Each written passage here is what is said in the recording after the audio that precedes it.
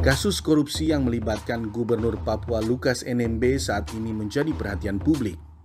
Bagaimana tidak, gubernur yang menjabat 2 periode itu mangkir dari panggilan KPK dan berusaha bertahan di kediamannya di Jayapura bersama para pendukungnya. Menanggapi hal tersebut, Sekretaris Sinode Gereja Kingmi di Tanah Papua, Pendeta Yones Wenda mengatakan, Indonesia merupakan negara hukum, sehingga tidak ada seorang pun yang kebal hukum, termasuk Gubernur Papua Lukas NMB. Pihaknya meminta kepada Lukas NMB untuk jujur kepada KPK agar kasus korupsi yang menjeratnya dapat terbuka dan terang benderang. Kami melihat bahwa negara ini negara hukum. Kami lindungi oleh hukum.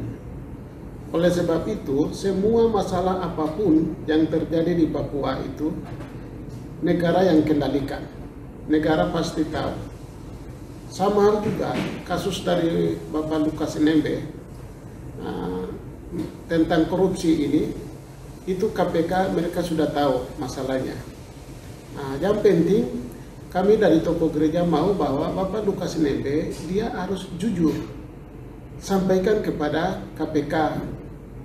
Kalau dia tidak jujur masalah ini kepada KPK, itu nanti ujung-ujungnya nanti masyarakat yang tidak bermasalah di Papua ini, mereka bisa kena terlibat oleh karena masalah Lukas NMB.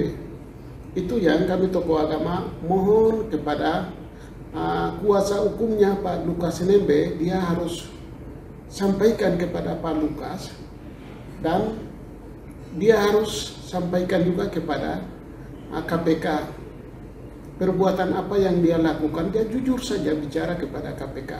Itu kami tokoh agama mau seperti itu. Sementara itu, Pendeta Yones Wenda mengungkapkan, Papua sebenarnya telah mendapatkan dukungan dana yang besar dari pemerintah pusat. Namun faktanya masih ditemukan jalan utama di Papua yang rusak. Oleh karena itu, dana yang besar tersebut harus dilacak ke seluruh pejabat di daerah, sehingga pengelolaannya bisa memajukan dan mensejahterakan, serta menciptakan good governance di Papua. Dana besar bantuan dari pemerintah turun di Papua ini, kami hanya dengar triliunan miliar yang kami dengar. Dan uang itu hanya nilai saja kami tahu. Tapi sampai di lapangannya uang itu dikemanakan. Ini pertanyaan bagi kami tokoh agama, karena Papua ini jalan masih rusak. Semua kantor-kantor kepala kampung di kampung-kampung pegunungan ini, mereka kerja di rumah masing-masing, tidak di kantor. Oleh sebab itu, dana besar ini dikemanakan. Itu perlu kami mohon KPK harus lacak semua. Entah itu gubernur kah, bupati kah, atau kepala-kepala distrik, atau kepala-kepala kampung. Ini perlu KPK lacak semua dana ini. Itu kami tokoh agama mau seperti itu supaya Papua ini ke depan bisa membangun.